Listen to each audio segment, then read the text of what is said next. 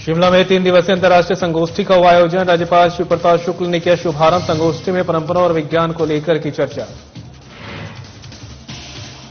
मंडी में बीजेपी ने महिला मोर्चा के साथ की बैठक। पूर्व मुख्यमंत्री जयराम ठाकुर की अध्यक्षता में की गई बैठक। लोकसभा चुनाव को लेकर की गई चर्चा। शिमला में एक्साइज फीस में राहत देने की ठेकेदारों ने उठाई मांग। सरकार को शराब ठेके बंद करने की दी चेतावनी। लाइसेंस फीस देने की लगाई गुहार। कुल्लू में मृतक युवक के परिजनों को दी जाए पुलिस सुरक्षा। ढालपुर में ग्रामीणों ने निकाली रोष रैली। कहा, हत्याकांड में शामिल युवक है अवैध गतिविधि में संलिप्त।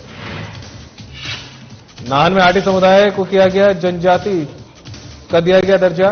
प्रदेश कांग्रेस में बोले बीजेपी युवा मोर्चा के प्रदेश प्रवक्ता विनय चिंता। नमस्कार, बुलेटिन लेकर मैं हूं आपके साथ संदीप रंजन सरकार। रुक कर लेते हैं खबरों का। शिमला में भारतीय उच्च अध्ययन संस्थान में 3 दिवसीय अंतर्राष्ट्रीय संगोष्ठी का शुभारंभ हुआ है। बता दें कि 3 दिवस तक चलने वाली इस संगोष्ठी में भारतीय भाषा, परंपरा और विज्ञान विषय को लेकर चर्चा होगी। राज्यपाल श्री प्रताप शुक्ल ने संगोष्ठी का शुभारंभ किया है। वहीं श्री प्रताप शुक्ल ने कहा कि संगोष्ठी में जो विचार निकलकर आएंगे वे भारत की प्रबुद्ध परंपरा और संस्कृति के उत्थान के लिए महत्वपूर्ण योगदान देंगे। आगे उन्होंने कहा कि पहले भारत के असली इतिहास को छिपाया गया था और गलत इतिहास लोगों के सामने पेश किया गया, लेकिन वर्तमान में देश को एक सशक्त नेतृत्व मिला है जिससे दुनिया में भारत की महत्वता बढ़ी है। बता दें कि 3 दिन तक चलने वाली इस संगोष्ठी में भारत के अलावा जर्मनी, ब्रिटेन, अमेरिका के 34 विद्वान हिस्सा ले रहे हैं। महत्वपूर्ण विषय पर सचमुच शुरू है कि भाषा, भारतीय भाषा, परंपरा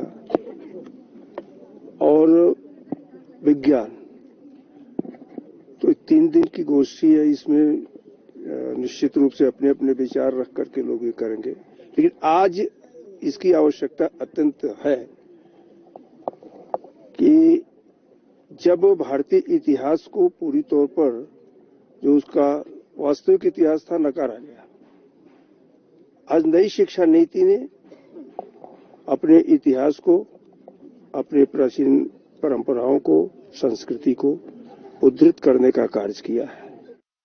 और शिमला से इस बीच बड़ी खबर सामने आ रही है। आपको बता दें, सीपीएस मामले में 7 दिसंबर तक टली सुनवाई। सीपीएस और डिप्टी सीएम मामले में हाईकोर्ट में हुई सुनवाई। इस मामले में सुप्रीम कोर्ट भी गई थी सरकार। जस्टिस विवेक सिंह ठाकुर और जस्टिस संदीप शर्मा की अदालत में हुई सुनवाई। तो बड़ी खबर आप तक शिमला से पहुंचा रहे हैं, जहां पर सीपीएस मामले में 7 दिसंबर तक सुनवाई टली है। सीपीएस और डिप्टी सीएम मामले में हाईकोर्ट में हुई सुनवाई। इस मामले में सुप्रीम कोर्ट भी गई थी सरकार।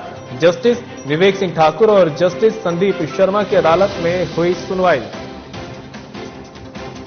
बड़ी खबर शिमला से, सीपीएस मामले में 7 दिसंबर तक टली सुनवाई। सीपीएस और डिप्टी सीएम मामले में हाईकोर्ट में सुनवाई हुई। इस मामले में सुप्रीम कोर्ट भी सरकार गई थी और जस्टिस विवेक सिंह ठाकुर और जस्टिस संदीप शर्मा की अदालत में सुनवाई हुई।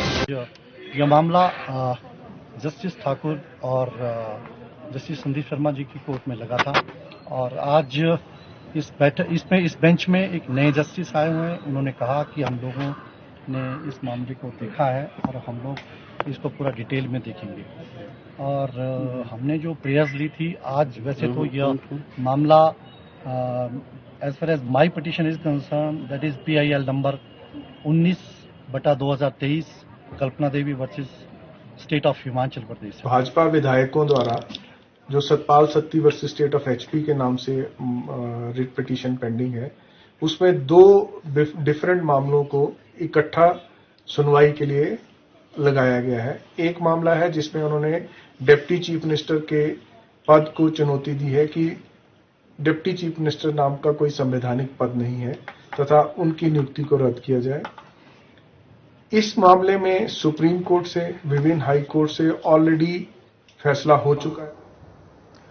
पूर्व मुख्यमंत्री और नेता प्रतिपक्ष जयराम ठाकुर ने मंडी जिला में महिला मोर्चा के साथ बैठक की, जिसके बाद उन्होंने मीडिया से बात करते हुए कहा कि सामाजिक और राजनीतिक क्षेत्र में महिला मोर्चा एक महत्वपूर्ण भूमिका निभाती है। महिला आरक्षण 33% करने पर सभी महिलाओं में उत्साह है। आगामी लोकसभा चुनावों को लेकर महिला मोर्चा जनता के बीच में केंद्र सरकार की योजनाओं को लेकर मोर्चा संभालेगी। इसके साथ ही प्रदेश सरकार पर निशाना साधते हुए कहा कि कांग्रेस द्वारा दी गई 10 गारंटियां आने वाले लोकसभा चुनाव में महिलाओं की तरफ से कांग्रेस के लिए श्राप साबित होगी और इस सरकार को उखाड़ फेंकने का मन आज हम महिला मोर्चा के साथ बना लिया है। उन्होंने कहा कि लोकसभा चुनाव के लिए बीजेपी खुद प्रत्याशी तय करते हैं, इस मुद्दे पर कांग्रेस टिप्पणी ना करे, बेहतर होगा। हमारे संगठन की नई जो कार्यकारिणियां बनी है प्रदेश स्तर पर, मंडल स्तर पर, जिला स्तर पर, और उस दृष्टि से हमने जो महिला मोर्चा का जो जिला की हमारा यूनिट है जिसमें मंडल भी साथ में है, उनके साथ परिचय की दृष्टि से आज की ये बैठक रखी है। और महिला मोर्चा एक बहुत महत्वपूर्ण भूमिका निभाता है किसी भी राजनीतिक दल में, चाहे वो राजनीतिक दल में काम करते हैं, चाहे वो समाज में किसी क्षेत्र में काम करते हैं, इसकी भूमिका बहुत महत्वपूर्ण है। और खास तौर से महिला आरक्षण 33% करने के पश्चात बहुत बड़ा उत्साह हमारी माताओं बहनों में है। सिरमौर जिला में ट्रांसगिरी क्षेत्र में हाटी समुदाय को हाल ही में जनजाति दर्जा प्राप्त किया गया है, लेकिन अभी इस दिशा में प्रदेश सरकार ने अधिसूचना को लागू करने वाले ठोस कार्य नहीं है। इसी विषय को लेकर बीजेपी युवा मोर्चा के प्रदेश प्रवक्ता विनय छीटा ने प्रेस कॉन्फ्रेंस में कहा कि केंद्र सरकार ने अपना वादा निभाया है, लेकिन इस मुद्दे पर लगातार राजनीति हो रही है, जिसके चलते क्षेत्र में युवाओं को नुकसान हो रहा है और कई परीक्षाएं हो चुकी हैं, लेकिन वो जनजाति का लाभ नहीं उठा पाए हैं। आगे उन्होंने कहा कि सालों पुरानी मांग केंद्र सरकार ने पूरी की है, लेकिन इस पर राजनीति हो रही है, जिसके चलते क्षेत्र के युवाओं को विशेष रूप से नुकसान हो रहा है। उन्होंने प्रदेश सरकार से भी अनुरोध किया कि जल्द जनजाति प्रक्रिया शुरू की जाए। सबसे मुख्य मांगों में से, सबसे जरूरी मांगों में से, और मैं कहूंगा कि जिला सिरमौर का 80% तबका, 80% आबादी प्रत्यक्ष तौर पर जिस मुद्दे की भागीदार है, ऐसा जनजातीय दर्जे का मुद्दा हमारे पास, जो देश की वर्तमान की आदरणीय नरेंद्र मोदी जी की सरकार ने पूर्ण करवाया।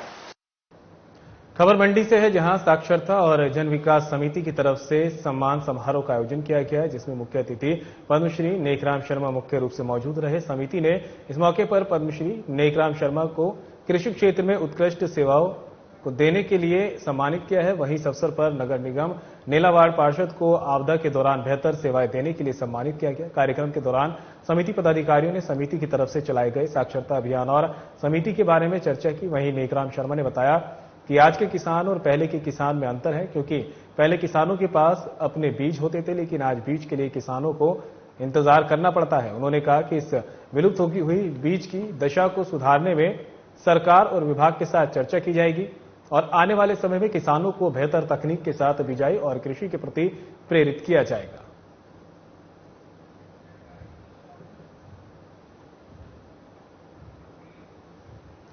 हिमाचल प्रदेश सरकार ने बीते दिनों सरकारी नौकरियों में नियुक्ति और पदोन्नति को लेकर नए R&P रूल की अधिसूचना जारी की है। इस कड़ी में हिमाचल प्रदेश में शास्त्री डिग्री होल्डर लोगों के लिए भी बीएड की अनिवार्यता कर दी गई है, जिसको लेकर शास्त्री संगठन लगातार सरकार के खिलाफ विरोध जता रहे हैं। शनिवार को हिमाचल प्रदेश की राजधानी शिमला में डीसी कार्यालय के बाहर शास्त्री संगठन के लोगों ने जोरदार नारेबाजी करते हुए धरना प्रदर्शन किया और सरकार से इन एंड R&P नियमों को निरस्त करने की मांग की। देखिए, राज्य सरकार ने 11 तारीख को एक नई अधिसूचना जारी की, जिसमें इन्होंने R&P रूल को परिवर्तित किया और परिवर्तित करने के लिए कुछ नियम होते हैं, मापदंड होते हैं, पर राज्य सरकार ने इन नियमों को उन मापदंडों के अनुकूल परिवर्तित नहीं किया। सबसे पहला, हम अपनी लड़ाई लड़ने के लिए आए यहाँ पर। हम लोगों को सरकार ने, शास्त्रियों को, सबको भर्तियों से बाहर कर दिया है। अब जितने भी शास्त्री है इस टाइम, वो तो अगर बीएड नहीं है तो वो तो टेट का फॉर्म भी नहीं भर सकते। हमें ये समझ नहीं आ रहा कि जो शास्त्री पद है, शास्त्री पद के लिए ही शास्त्रियों को बाहर करके इनको BA और MA वालों को जो बीएड है उनको अंदर कर रहे हैं। हमें ये समझ नहीं आ रहा, जिन्होंने मूल ग्रंथों की पढ़ाई की है और शास्त्री का अध्ययन किया है, वो लोग शास्त्री पद के लिए ही वैलिड नहीं है तो किसको लगाएंगे। हिमाचल में शराब से जुड़े कारोबारी घाटे को लेकर सरकार की तरफ से कोई सुनवाई नहीं होने पर ठेके बंद करके उसकी चाबियां एक्साइज और टैक्सेशन विभाग को सौंपने की चेतावनी दी गई है। शनिवार को पूरे प्रदेश में शराब के ठेकेदार एक्साइज विभाग पहुंचे और कमिश्नर से मिले और लाइसेंस फीस देने के लिए 2 महीनों की मोहलत देने की गुहार लगाई। आज कमिश्नर साहब से हमने ये मांग की कि ड्यू टू डिजास्टर जो हमारा लॉस हुआ है उसके लिए हमें 2 महीने का टाइम दिया जाए। हमारा 60% कम सेल हुई है, उसको पूरा करने के लिए जो है हमें 2 महीने का एक्स्ट्रा टाइम दिया जाए। ऐसा है, हमारा कॉन्ट्रैक्ट होता है अप्रैल टू मार्च, तो मार्च 24 में हमारा कॉन्ट्रैक्ट खत्म हो जाएगा। उसके जो हमारा लॉस बरसात में हुआ उस लॉस को पूरा करने के लिए अप्रैल और मई 2 महीने का एक्स्ट्रा टाइम जैसे हमें कोरोना काल में मिला था वैसे एक्सटेंड किया जाए। कुल्लू की डियार घाटी के शोंडाधार में हुई युवक की हत्या के मामले में आप परिजनों ने जिला प्रशासन और कुल्लू प्रशासन से मांग रखी है कि मृतक के परिजनों को पुलिस सुरक्षा दी जाए और इसके अलावा जो भी सरकारी गवाह हैं उन्हें भी सुरक्षा दी जानी चाहिए, क्योंकि जो 4 युवक हत्या के आरोपी है वे पहले से ही आपराधिक गतिविधियों में संलिप्त रहे हैं। इसी मुद्दे को लेकर मृतक के परिजनों के साथ स्थानीय ग्रामीणों ने ढालपुर में रोष रैली निकाली और डीसी के माध्यम से मुख्यमंत्री को भी एक ज्ञापन भेजा है। वहीं ग्राम पंचायत मजली के प्रधान रेवती राम का कहना है कि वे इस घटना की निंदा करते हैं। इसके अलावा मृतक के परिजनों को पुलिस सुरक्षा दी जानी चाहिए। आज से पहले ऐसी कोई घटना मेरी पंचायत में नहीं हुई और जो ये घटना हुई है ये शोंडाधार नामक स्थान पर हुई है और जिसने भी इस घटना को अंजाम दिया है इससे पूरे गांव वालों का दहशत का माहौल बना हुआ है और सभी गांव वाले इसे घबराए हुए हैं कि कहीं हमारे साथ भी ऐसा ना हो और मैं इसकी घोर निंदा करता हूं कि इस चीज में जो भी व्यक्ति किसी का भी हाथ हो, चाहे वो कोई भी क्या नाम से संबंध रखते हो, उन्हें कड़ी से कड़ी सजा मिलनी चाहिए। विगत 31 तारीख की रात को यह हत्याकांड जो है मंजली पंचायत में घटित हुआ, जिसमें हम सबको पता लगा कि 4 आरोपी इसमें पुलिस प्रशासन ने अभी हिरासत में लिए हैं। सबसे पहले तो जिला कुल्लू पुलिस प्रशासन का और जिला कुल्लू कार्यकारिणी जो सरकारी अधिकारी उन सबका धन्यवाद करते हैं कि उन्होंने तुरंत कार्रवाई करते हुए आरोपियों को पकड़ा। इससे हमारी जो विश्वास है कानून व्यवस्था के ऊपर और मजबूत होता है। लेकिन जो इसके अंदर कुछ बातें ऐसी हैं जो बहुत नोटिस करने वाली है कि ऐसा सुनने में आ रहा है कि जिस हथियार के साथ मृतक हरीश ठाकुर जी की हत्या हुई उस हथियार को अभी तक सामने नहीं लाया गया है, उसको छुपाया गया है। ऐसा भी सुनने में आ रहा है कि कुछ अधिकारी इस केस को दबाने की कोशिश कर रहे हैं या प्राकृतिक या एक्सीडेंटल तौर पर इसको दर्शाने की कोशिश कर रहे हैं। थर्ड, ये भी बात सामने आ बुलेटिन में मेरे साथ इतना ही, दीजिए इजाजत, नमस्कार।